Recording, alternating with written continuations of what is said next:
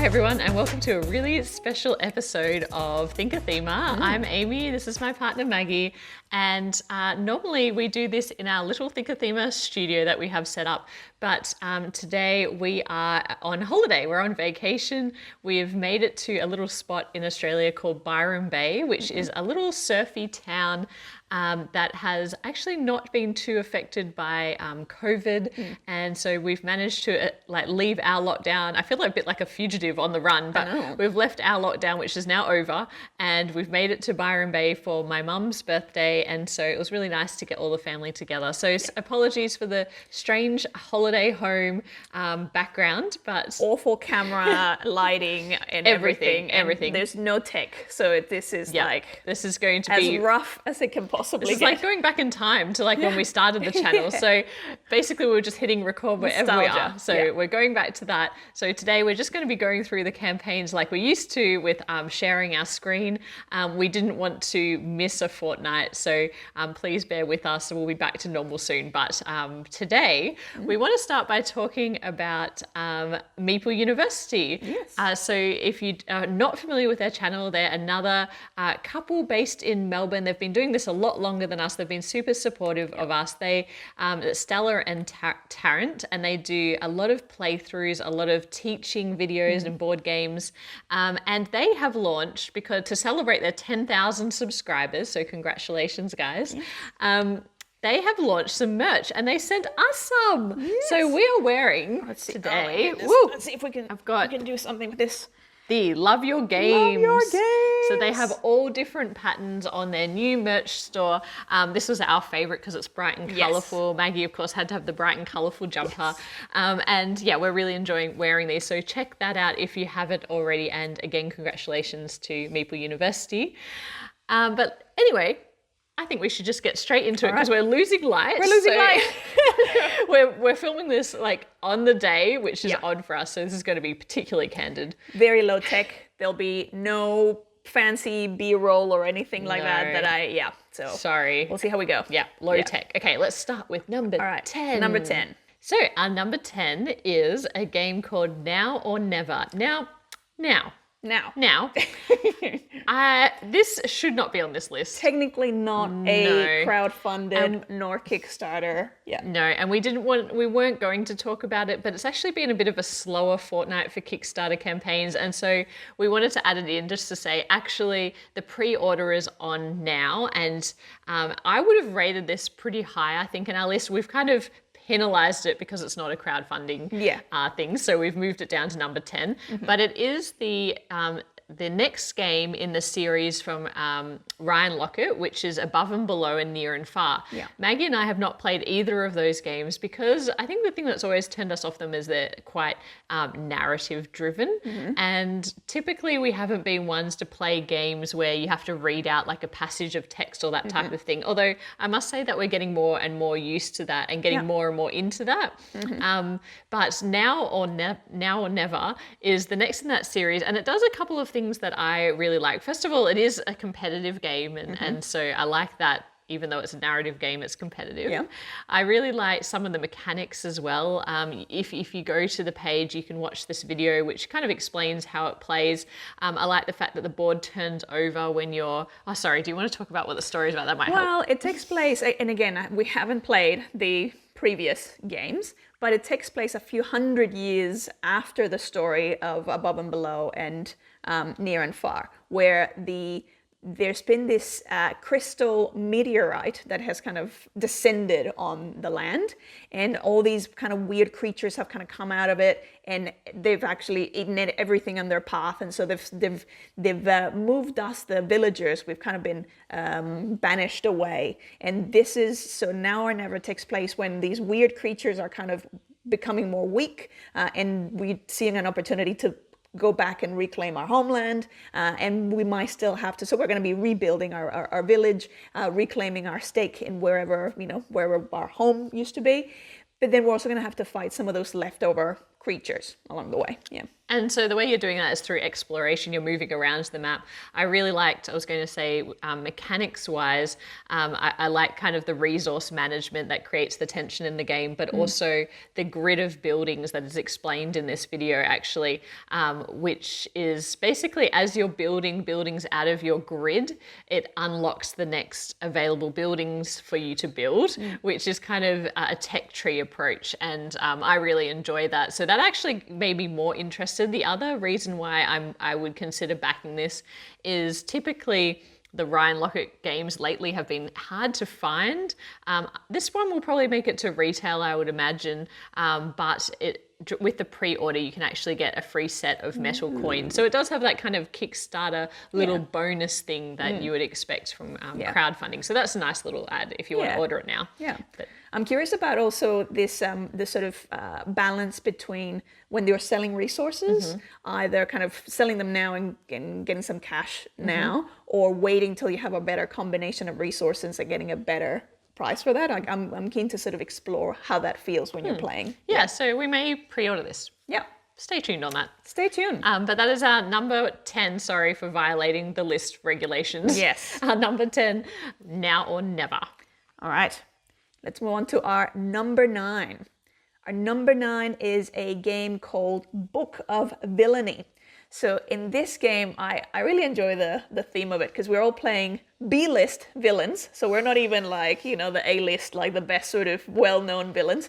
We're the kind of lesser known. We're trying to kind of become gain a better celebrity status. So one of the things that we're going to be doing, we're going to be trying to recruit some henchmen, do all our villainous sort of things, do our petty crimes. Some of the crimes are actually pretty funny. I don't know if I'm going to be able to land in the right thing, but things like tell someone you're going to call them right back and then don't. So it's like, I think it's going to have a lot of really cute little things from that point of view. The other thing is ultimately what we're trying to achieve is to have all of these villainous deeds create a compelling story worthy of us having a novel about us, like a best-selling book about our villainous ways. So we also have to make sure that things are in order. So the story and the way that we align the events are all in order, so our editor is happy with us. Yeah, I like the theme. I like that it's a play on that traditional superhero villain kind of space, which normally is not really our thing. Yeah. But I really liked that as well. And of course, I love that it's a rondelle. And, I do love a good rondelle.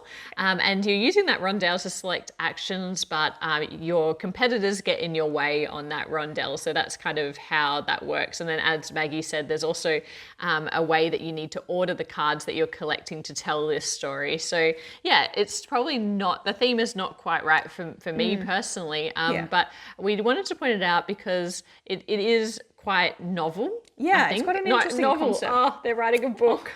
Good one. Novel. Good one, babe. I know, so good. I didn't even plan that.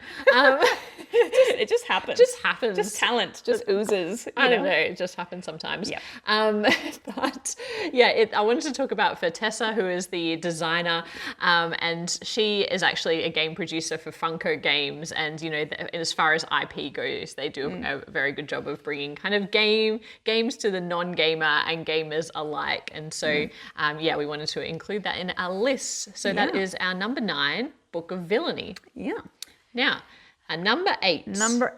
Our number 8 is a game called know how to pronounce Mitsudomoe, which is actually that word Mitsudomoe is the name of an illustration that is commonly used in Japanese culture. Actually, it's used across multiple Southeast Asian cultures, but in Japanese, it refers to kind of the 3 comma-like shapes, that splashes that sit together, and they represent the Shinto god of war, I think, or a samurai as well. And so you often see this symbol everywhere. What it has to do with this very abstract game, I'm not sure, but this is a game by the same designer that I backed another game that I spoke about in an episode of, I think we covered it off. Oh no, we haven't covered it in Small Talk yet, but it was a game that I published and I published. You didn't publish it. I know you'd like to claim credit for that. We've played it. It's a game that I published. Yeah. I didn't publish it. I purchased. Very different. They're completely different. Purchasing and publishing. Completely different. One is done with very little thought, and that is purchasing.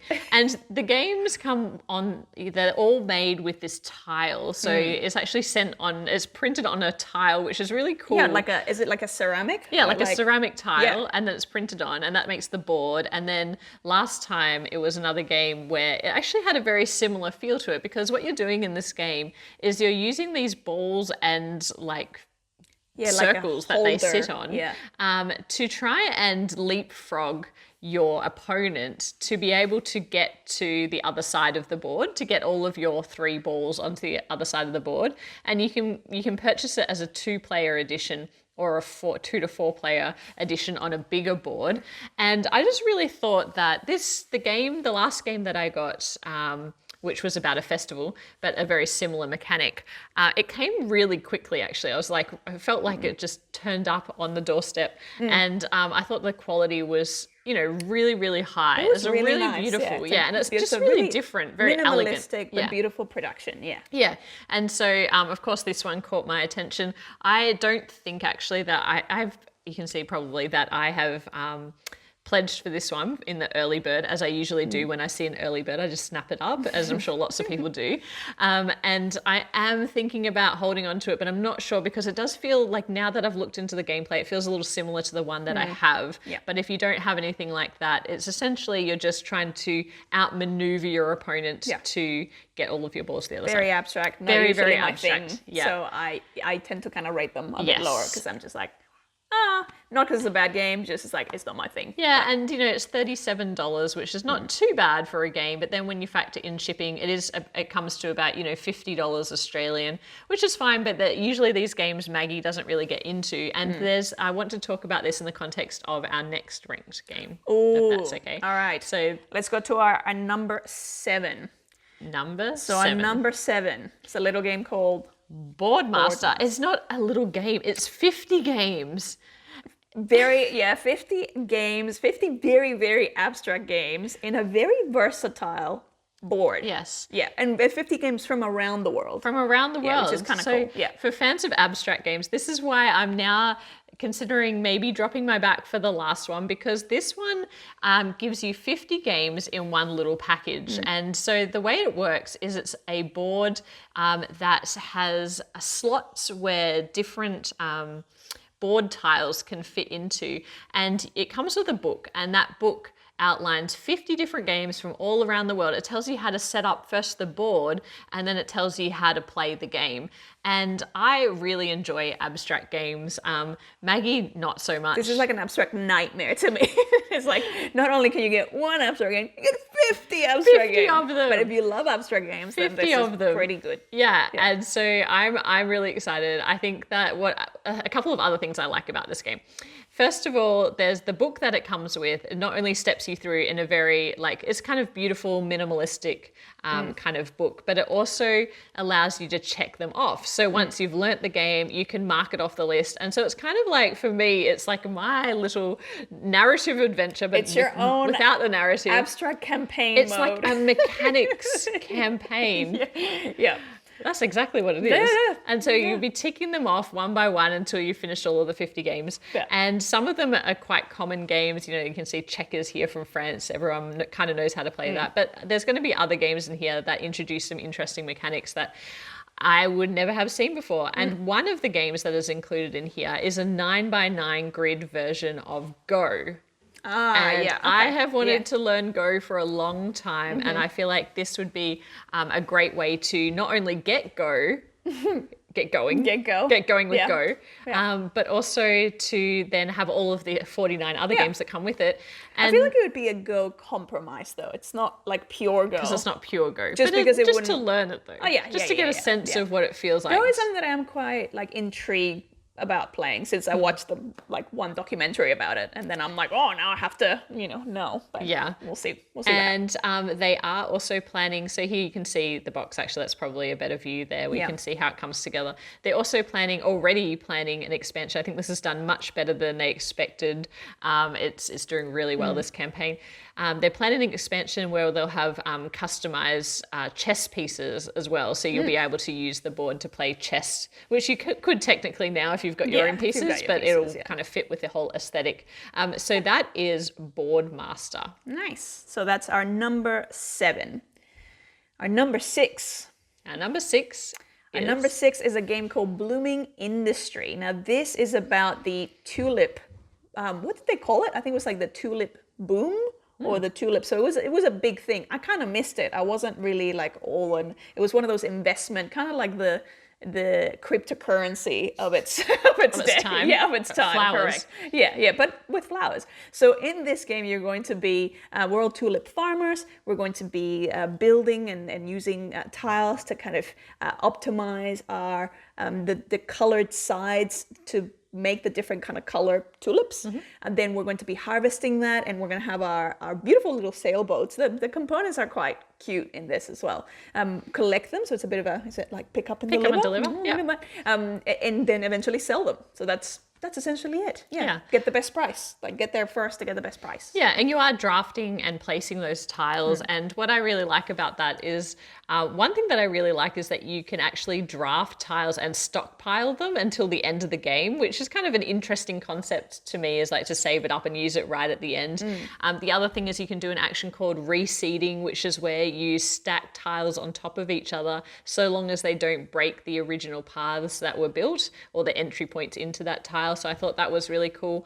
I think for me, the part where it loses me a little bit is the pick up and deliver. It's not my favorite mechanic, but I really love the artwork of this one. I love the tile artwork actually, and like the matching and everything. But when it came down to it, I think the shipping was $20 to $25 for Australia. So by the time you add that on top of, like a well-priced game, but once you add that on top, it's like, I think I'll probably look for it at retail. I think it looks interesting. Probably it might be a little bit, it seems very straightforward, so it might be a bit simple. I remember, was it Venice that we kind of checked out, and it reminded me a little bit of it because you are kind of using your ships to pick up stuff and then drop them off in different places. And yeah, we sort of didn't fully gel with that game. So I'm still like, I like the look of this better. But it seems simpler than that.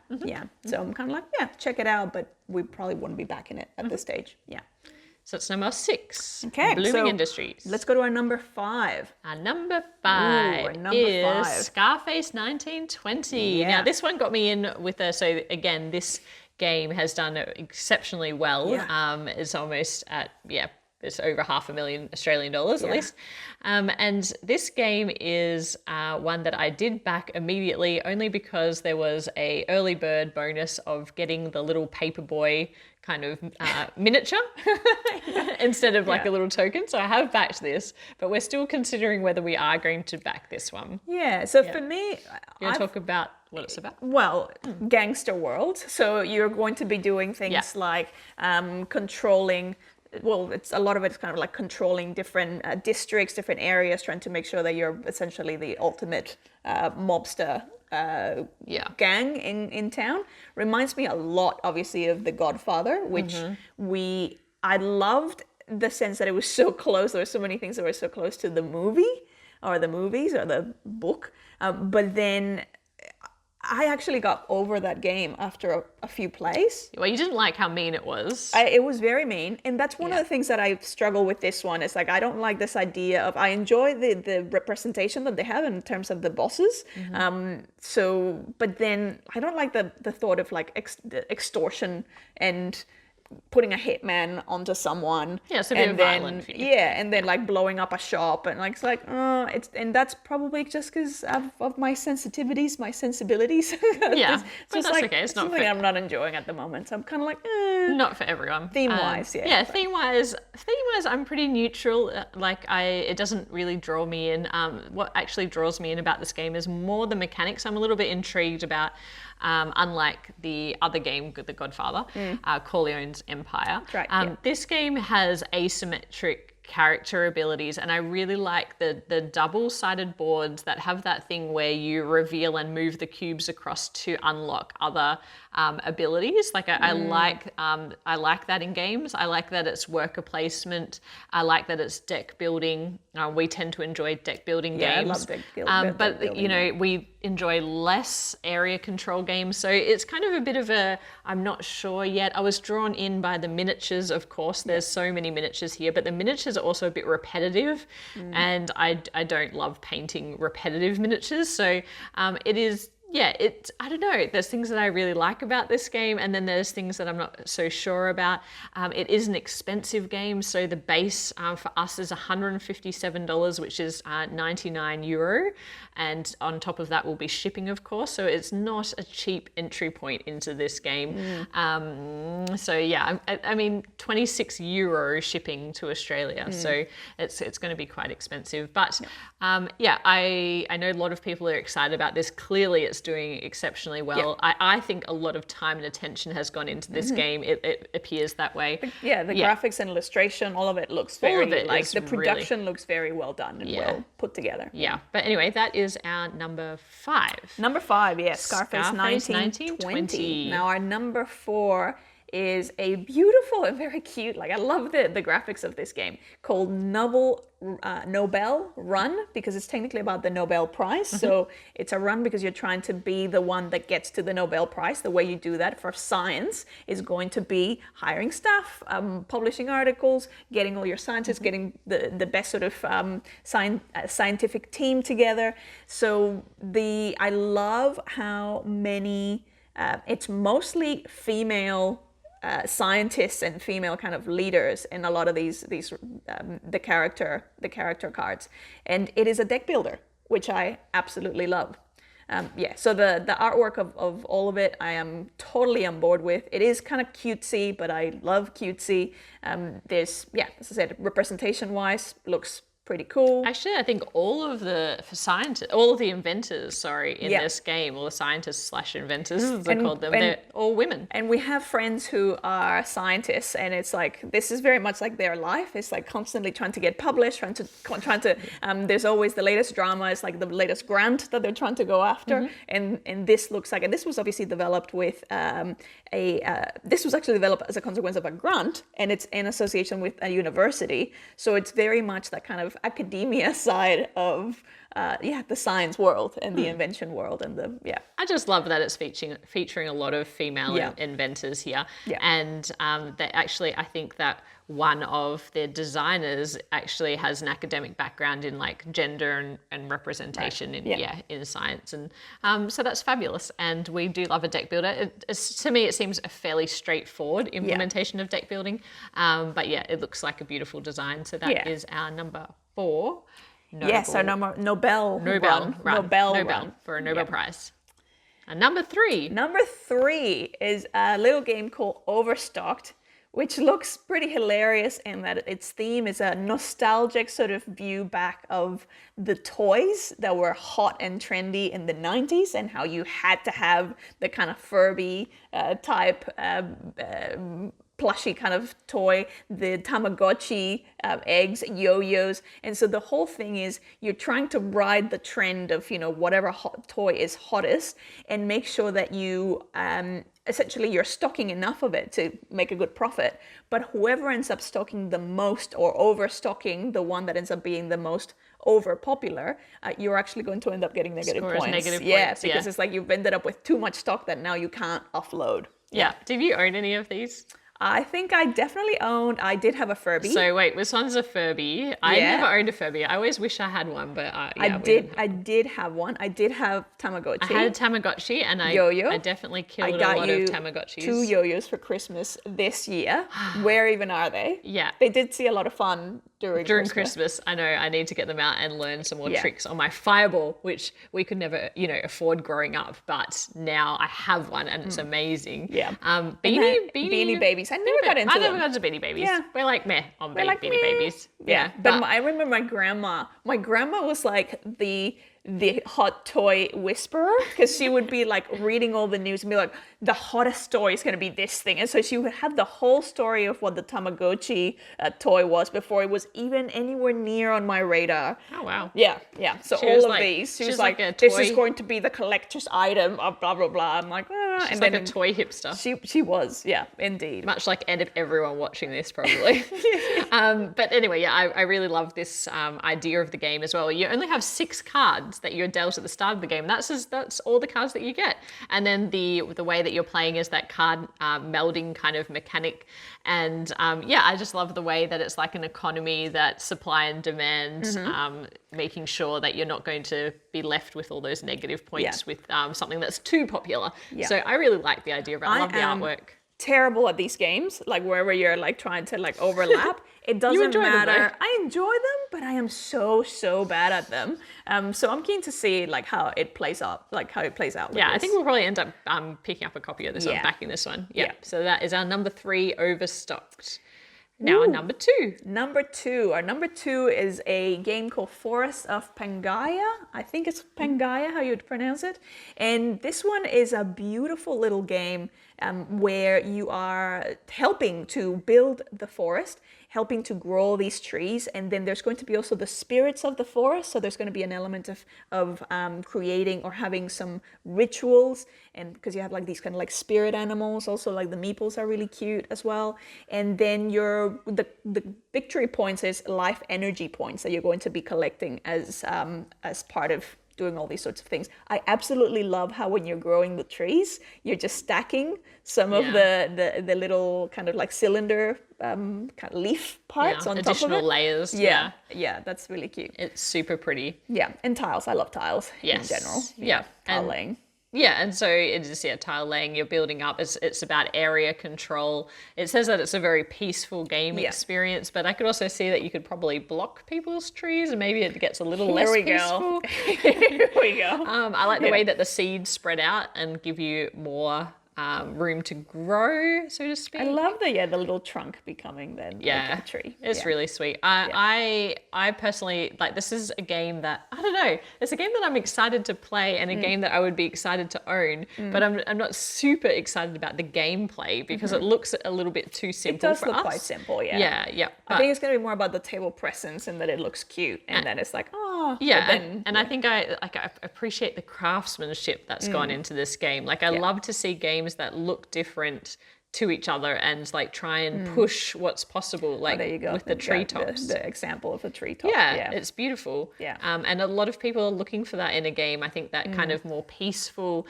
nature-rich kind of game. And And recently we've been playing, which is not related to this, but Steam game called Dwarf Romantic, which you love, which do I love knew that. she would love it. And it's very much like, it's kind of like a Carcassonne almost style where you're connecting different parts so of land. And things good. If you with play hexagons. PC games, check it out. What's it called again? Dwarf Romantic with a K in the end. Yeah. It is very peaceful. Like it is quite. Yeah, a lot like, of it is soothing. about the sound that you've got headphones in and you're listening to the tree, like the birds chirping and You things. have the water and the little train. Yeah. So, yeah. Yeah. Anyway, that has This- nothing to do with this game. No, but this the one same gives me those kind of feels. Yeah, that's right. So Yeah. sometimes you want to have something relaxing like that, and we think that this would kind of do that as a game experience. Yeah. But I'm not sure. We might, I feel like this is a game we might pick up at retail if it comes to I don't know retail. if it's going to be If it comes to worthwhile. retail.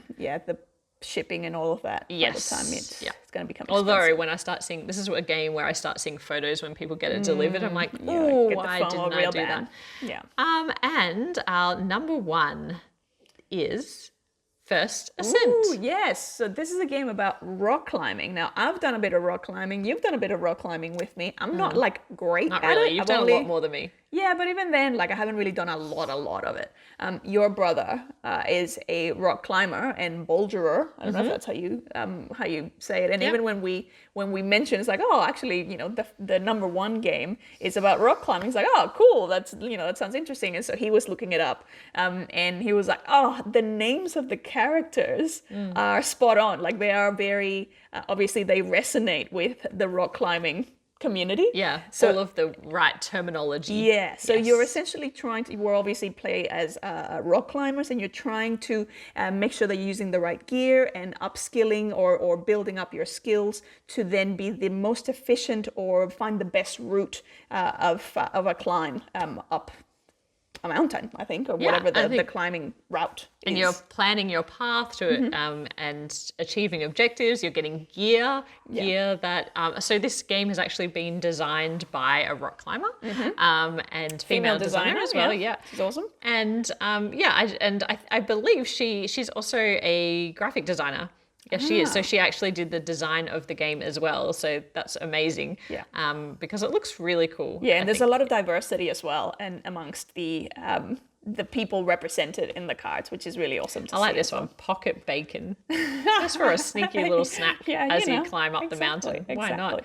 I really like it too. I really love the way that the meeples, have these ropes and they kind of attach throughout the climb as well. Yeah. So that's. But it even reading through some of the cards, like the compromises and the choices that you're making are very much like insider knowledge of things that you would be doing or compromises that you would be making as a rock climber, like mid climb of like, oh, let's give this a little bit of a rest and do this thing instead, or like So I think that's going to be pretty cool and interesting. I just also love when people take their passions and turn it into a game. So for that reason, it has to be our number one this fortnight, and that is First Ascent. Yeah. Scrolly.